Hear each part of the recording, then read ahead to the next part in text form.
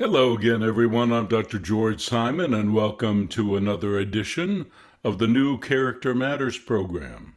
This is the program where we talk about what I consider to be the defining issue of our time, the character crisis that we've been in for some time now, and that affects every single area of our lives, from our global affairs and politics to our community affairs, to our family relationships, to our intimate partnerships. Every aspect of our lives is deeply touched by this problem that's been going on for some time now, and that unfortunately we become all too used to. And that's what I'd like to talk a little bit about today.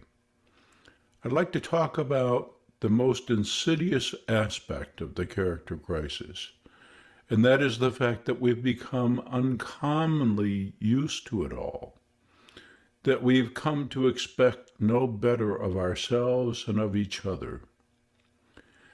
Steadily, slowly, incrementally, over time, more and more and more egregious behavior, once considered unthinkable, began to become more commonplace. So nothing really shocks us anymore. And perhaps the worst consequence of this is the fact that we do not seem to care as much about the importance of character, even when outrageous things happen. Things that set us back a bit, things that cause us to question what is going on in our culture, in our environment. Maybe it's a mass shooting. Maybe it's a display by a political figure that somebody once thought unthinkable. The same is true for our relationships, especially our intimate partnerships. We no longer expect relationships to hold together. We no longer expect them to endure and to weather hardship and to help grow ourselves and our partners. We no longer expect commitment. We no longer expect honesty. We've become all too used to manipulation, excuse making, all kinds of aspects of underdeveloped or poor character. And we've also come to place our trust in all of the wrong things. These days, we seem to think that if we pass enough laws, if we enforce enough rules, if we punish hard enough, if we incentivize great enough, that all will be well. We no longer value, nor do we expect, and perhaps most sadly, we certainly don't demand character.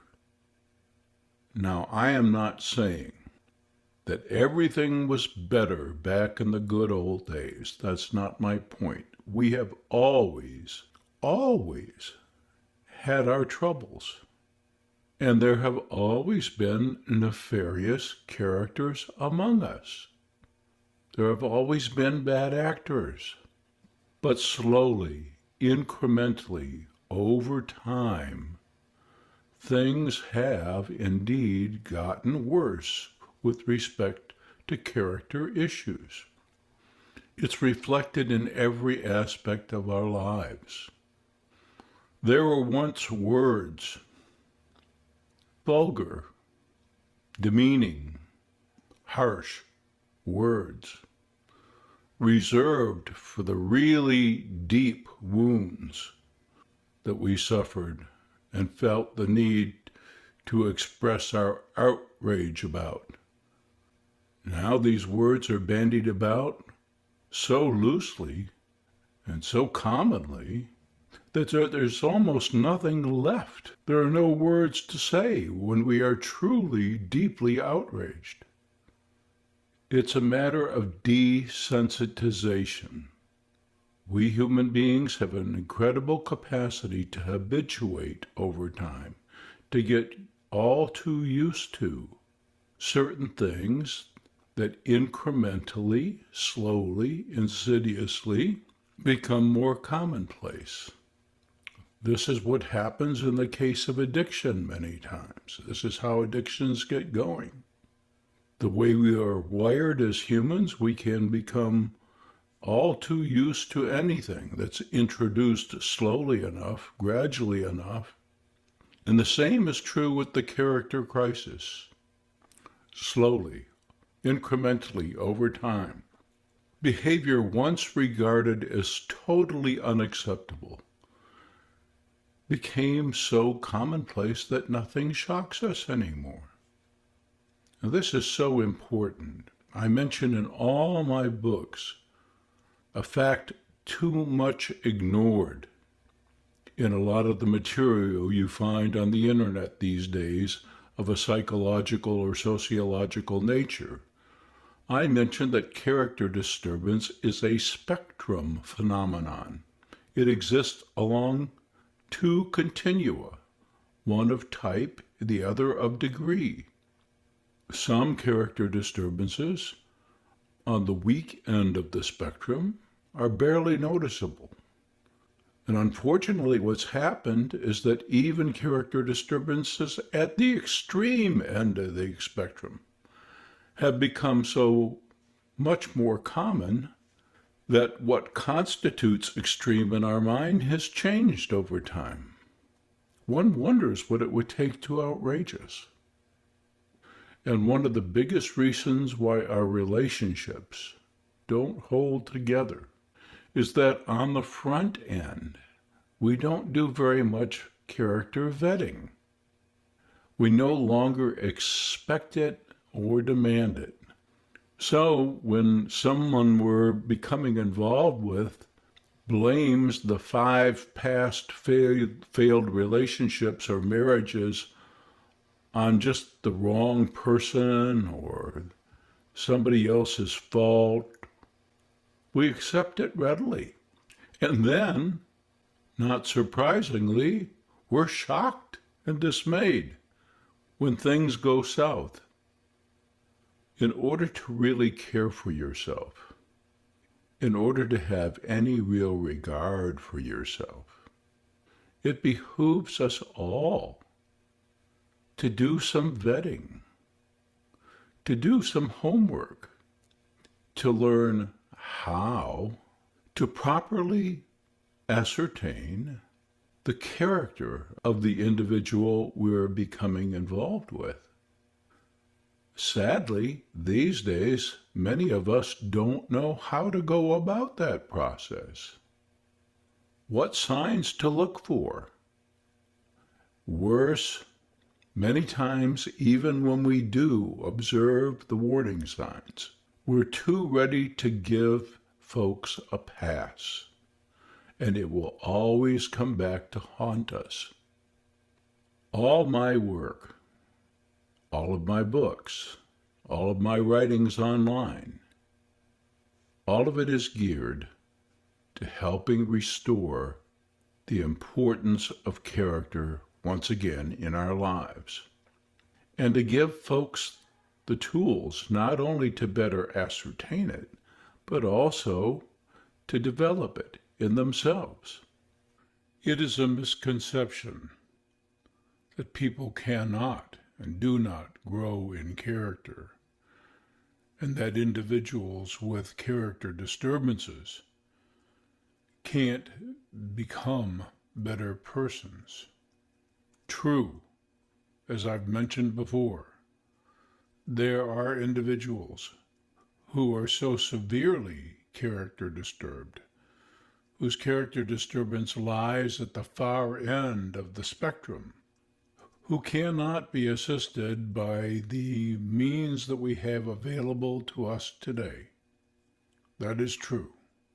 There are individuals whose character pathology exceeds the current science. But the bigger problem, the much bigger problem, is that when folks go for help, they usually don't get it, not so much because there is no help available, but because the right science is not applied. There is too little understanding of the nature of character disturbance and dysfunction, and too little understanding of the ways in which we can and must encourage character growth.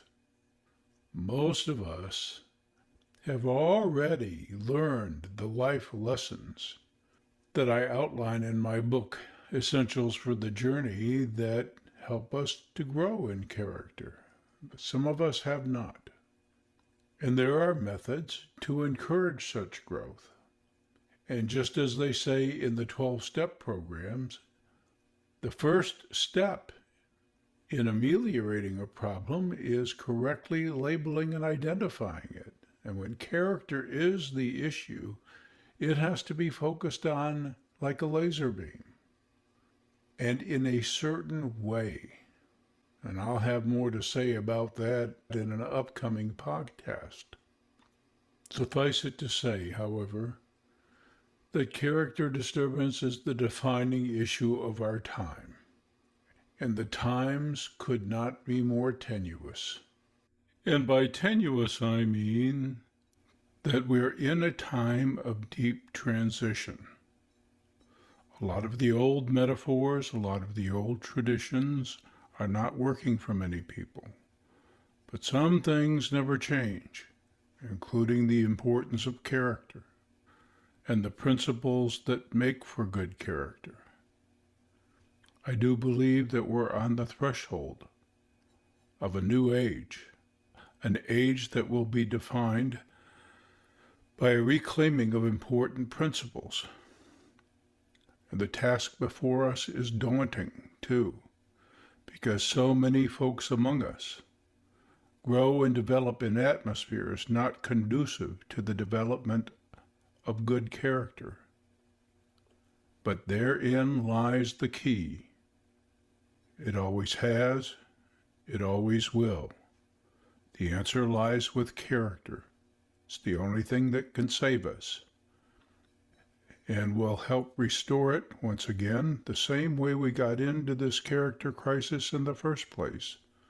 Slowly, incrementally, one converted heart at a time. Again, the answer lies in character. We need to come to expect it once again, and in certain cases, we need to come to demand it once again. Our welfare is at stake. There are too many individuals disturbed in character to the extreme who have the reins of power, whether it be on a small scale, politically, or a large scale, politically, or even within organizations. And it affects us all. We are all connected, as I make the point in my book, Essentials for the Journey, which I certainly pray that you will not only avail yourself of, but also recommend to folks, because this is my life's work's culmination, Essentials for the Journey. Embracing and living the 10 commandments of character, time-honored traditions, proven principles that can help anyone grow and can help turn things around. We must make character matter again. Our welfare depends upon it. Our relationships depend upon it. There is no substitute. And next week, in both my article online at drgeorgesimon.com, my weekly post on that blog, and in the program, I'm going to talk about the difference between looking good and being good, and what it takes to have the heart to be the kind of person We all have it within us to be. And how to go about holding ourselves and others to account, and the benefits of this. The times could not possibly be more tenuous. We have massive problems to solve, and without the proper attitude toward the welfare of ourselves and the welfare of all, without character, we are destined to suffer, just as we already are, but even to a greater degree. It all hinges on us getting our act together, as we used to say, with respect to the character issue. So I'll keep talking about it. I'll keep writing about it.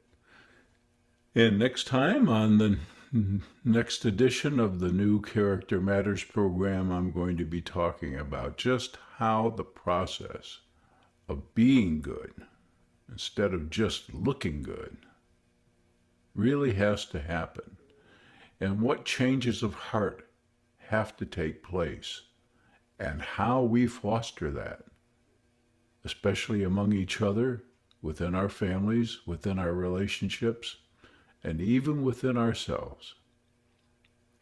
So I hope you'll tune in again for the next edition of the new Character Matters.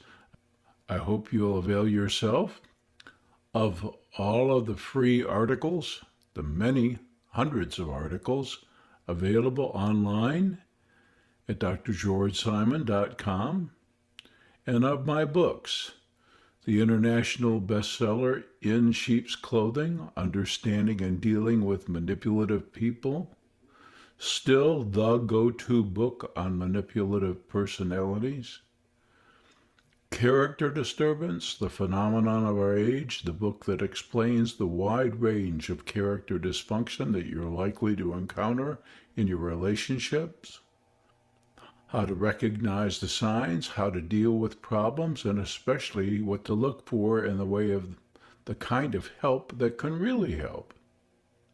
Because sadly, that's a traumatic experience for many people these days. The Judas Syndrome, my book specifically geared for the Christian faith community. How Did We End Up Here? My book with Dr. Kathy Armistead. The Toxic Relationship Survivor's Guide to Navigating Through This Character Disturbed World of Ours. And of course, my latest offering, Essentials for the Journey. A summation of my life's work, a very important work for me. So until next time, thanks for tuning in. I'm Dr. George Simon. Take care.